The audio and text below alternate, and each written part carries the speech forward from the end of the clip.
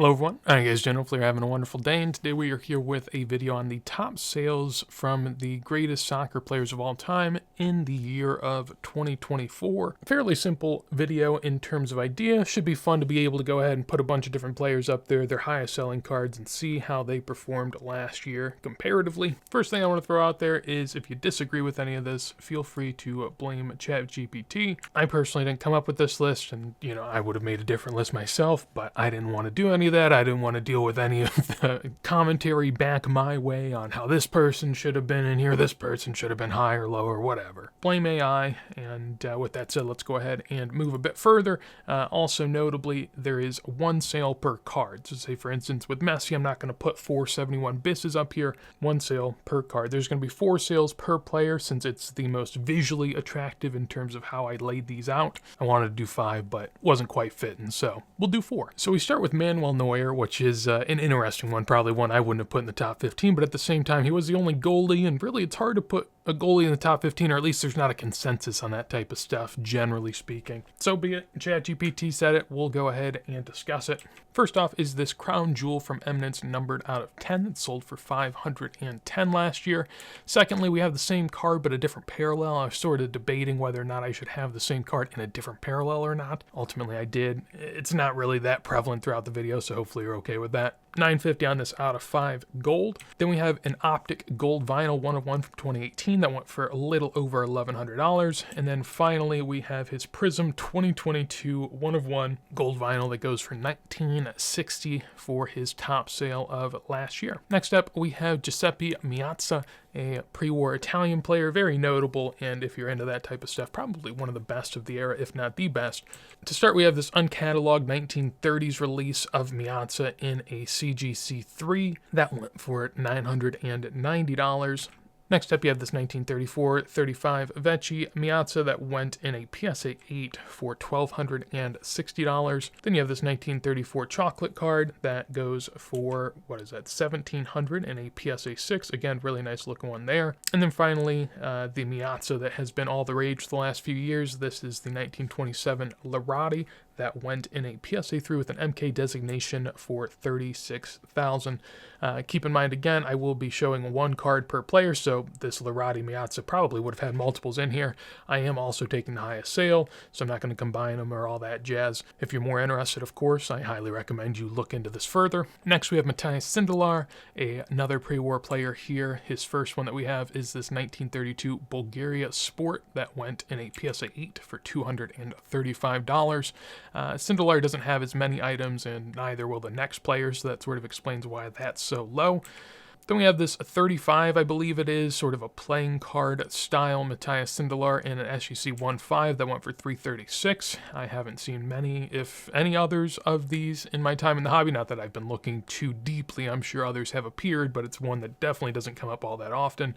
Really cool looking one as well, and it gets $330 as we saw there. Next, we have the 38 Koenig Sindelar here that went in a PSA 4, notably with the 08 back, which is a rarer back. The Nil Princess Ramona is the more common one.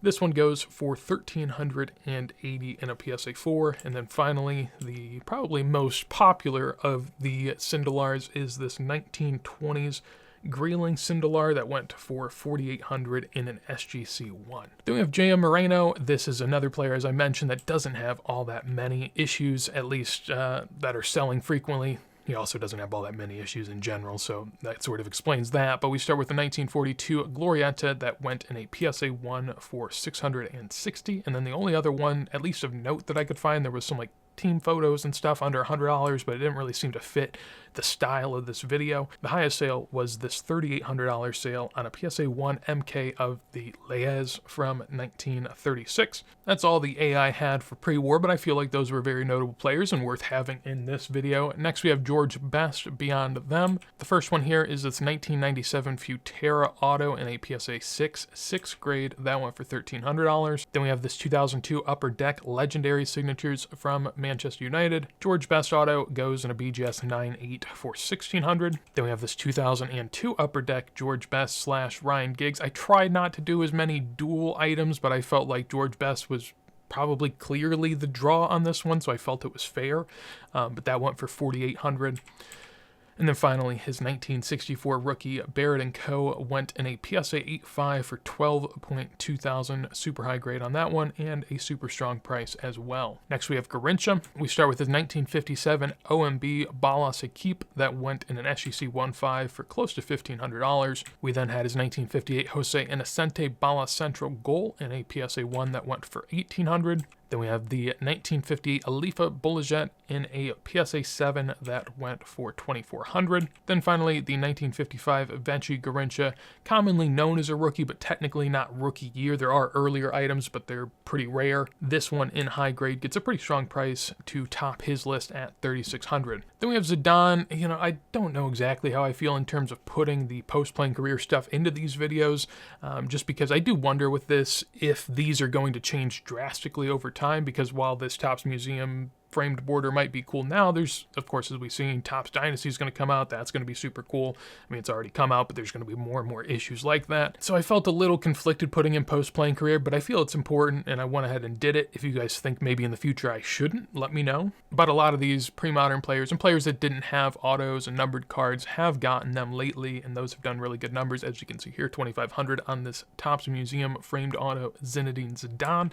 We then have his 91-92 Panini foot that went in a PSA 8 for $4,300. It was actually $4,600, but it was part of a lot with other players as well, so I sort of just made that most of the sales price because that is what it was accounting for, really. Then we have this 1/1. This is a recent sort of Topps Chrome set. I can't explain which exact one it is. I'm not too familiar, to be honest, but $4,600 on that one. Then finally, the 2022-2023 Finest Moments 1/1 auto went for $5,200. Again, especially with sticker autos, I know they're 1/1s, but man, it just feels a little strange to me. But it is hard, with these 90s players like Zinedine Zidane. He doesn't have a lot of rare issues. I mean, the Panini foots aren't easy to get, but at the same time, if you want one, you can go find one. So, I understand the confliction because, their items in the 90s are fairly attainable, so 1/1s are more desirable in that regard, but it's also, 10, 20 years post-playing career. So, nonetheless, we continue on to Beckenbauer. Here we have his post-playing career auto from Flawless Legendary Auto out of 10. That went for $1,600. We then have a 2018 Unparalleled Auto from National Treasures that went for $2,000 in a BGS 8.5. Then the 1965-66 Bergman PSA 7 went for $6,600 for its highest sale of last year. And then finally, the 65-66 Sicker Verlag TTT, the Towson Tollatore, in a PSA 7 sold for $9,600. Then we have Michel Platini, one that probably wouldn't have been as high on my list, but at the same time, reasonable that he's within this sphere. Doesn't really get a lot of hobby love, as we'll see. We have a 1984 Panini Aguero PSA 9 that went for $185. We then have a 76-77 release in a PSA 8 from France that went for $275. We then have a 2021-2022 Futera 1/1 gold frame that went for $3,000. I can't speak to the legitimacy of that price because it was a best offer on eBay, and some of these I sort of had to sift through and say whether or not I felt they were real. Like, there were some that were clearly fake, I thought, later on, and I took those out, but this one I really have no clue. It's probably going more than $275, so I think it deserves to be in here. As for the price, again, I can't speak to it, but at least that's what I saw. And then finally, you have his 1974 rookie in a PSA 9 that did 14.7. So a really big drop-off between his rookie and practically anything else, especially if you're looking at during his career. We then have Stefano here with his 1953 FAGR, a hand-cut release in a PSA 5. This went for $1,100. Next to it, we have a 1953 Chocolate Taurus in an SGC 5, a really nice looking one there. Always a stunner and a standout to me. That went for $1,900. And then along the same lines and the same exact price, here is the 54-55 Ediciones Deportivas in a PSA 4.5. Then finally, we have his 1962 Heinerle in a PSA 1.5 with an auto 9, so it does have an auto there, sort of over Di Stefano. That's why it obviously gets that price, and a pretty good one at that. After that, we have Cruyff. The first one here is a 1973 editorial FAGR that went in a PSA 9 for $1,860. You then have a 68 Palarex in a PSA 3 that went for $2,200. Then a 1967-68 Sicker Verlag in a PSA 6 that went for $2,300. And then finally, his 1968 through 1970 Vanderhoot in a PSA 8 that went for $2,800. Very important to note that just because the cards are in order like this doesn't necessarily mean that that's the order of desirability. Obviously, grading plays a factor, and as you can see, the Palarex in the middle left is a PSA 3. There are many higher grades than that, so presumably that's why it doesn't top the list. But even then, at the same time, the 6 and the 8 on the right, you do have to check the back with this type of stuff and see if it actually looks like a 6 or an 8, because sometimes it doesn't, and that's very important to note as well. And I'm not going to go through all that. You obviously can do that if you're so pleased, but just something important to think about. Then we have Cristiano Ronaldo bringing us back to modern here. The first one on the list for him was this 2016 Panini Flawless Patch Auto Gold with a pretty nice patch as well. Out of 10. That's also number 7 out of 10, so a jersey number there. That gets $25K. You then have his 1/1 Breakaway Black that went from 2022 Prism in a PSA 9 for $26K. Then the True Black 1/1 went for just $4K higher than that, but reason being it is a PSA 5 compared to the PSA 9. Generally, the Black is going to do more than the Black Breakaway, considering hobby legacy and lineage and all that good stuff, so that's why, despite the grading difference, it actually does come in a little higher. And then finally, the 2003 Panini Sport, well, really 2002-2003 Panini Sport Mega Cracks Cristiano Ronaldo in a PSA 10 did do $78K last year. Moving on to Messi, we start with his Topps Dynasty 1/1 here. That did $103,000 last year. We then have his 2022 Panini Instant PSA 9 with an Auto 10. 1/1 that went for $126K. Then you have a 1/1 from Eminence that went for $150K. And then finally, his 2004 Panini Sports Mega Cracks PSA 10 last year did $322. I do believe that tops all sales last year in terms of soccer with that 71 bis sale, and it's actually up from the booming days, which is pretty impressive, I would say. Granted, it is like a pop 19 or something like that, so it's very, very low pop, and that's definitely going to help it, of course. Then we move on to Maradona here. We start with his 1979-1980 Panini Calciatore sticker in a BVG 9.5. This did $12K. BVG, make of it what you will. There was a PSA 9 sale that was around $10 to $11K as well, so you could swap that in here if you really wanted to. At least to me, this seems pretty high for a Beckett vintage grading, because a lot of the time that's going to drop a grade or two probably on its way to PSA if you're thinking about swapping it. But at the same time, that's what it got paid for, so it makes the list. Then we have the 2018 Diego Maradona Black 1/1 from Panini Prism that went in a PSA 10 grade for $12,200. You then have his Eminence 1/1 that has the World Cup champion from 1986 on there. Goes for $12,800. And then finally his 1977 Football Disc in a PSA 7 did $69,000 last year. And to finish us out here, we have none other than Pele. The first sale here is his 1958 Monte Gum. This in a PSA 9 gets nearly $13,000. In my personal opinion, not one of my favorites, especially in terms of look, but at the same time, early Peles, especially in high grade, always get a massive premium. People that, have big money and want to put it into soccer and, are thinking about doing things, they really, really like the high grades.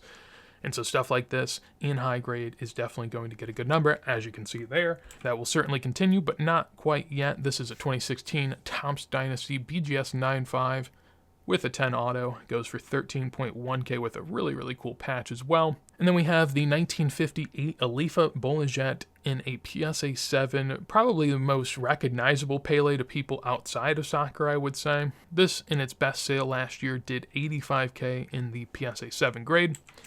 And then finally, we have the 1958 Aquarella in a PSA 8 that came in at $225K, a super, super strong sale. The highest Pele sale in the past was the Alifa, I believe it was a PSA 9, that went for $1 million, sort of during the boom. So that's, about as close as we were able to manage last year at $225. But at least from my knowledge, a pretty good sale for the Aquarella. Not that we've had many super high grades of it sell, but compared to some of the lower grades, I mean, PSA 1s and 2s do anywhere from, like 700 to 1,500, maybe 2,000 at times. So you can get a low grade pretty accessibly. Meanwhile, this PSA 8 does $225, which is strange to me because, we're looking at these two here. The Alifa is a PSA 7, the Aquarella is a PSA 8.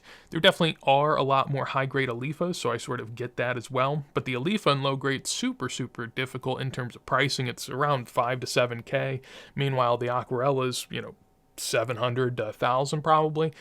But in high grade, as you can see here, the Aquarella topped the day in terms of Pele's, or topped the year per se. But yeah, that is it for the top sales of 2024 in regard to the best players of all time.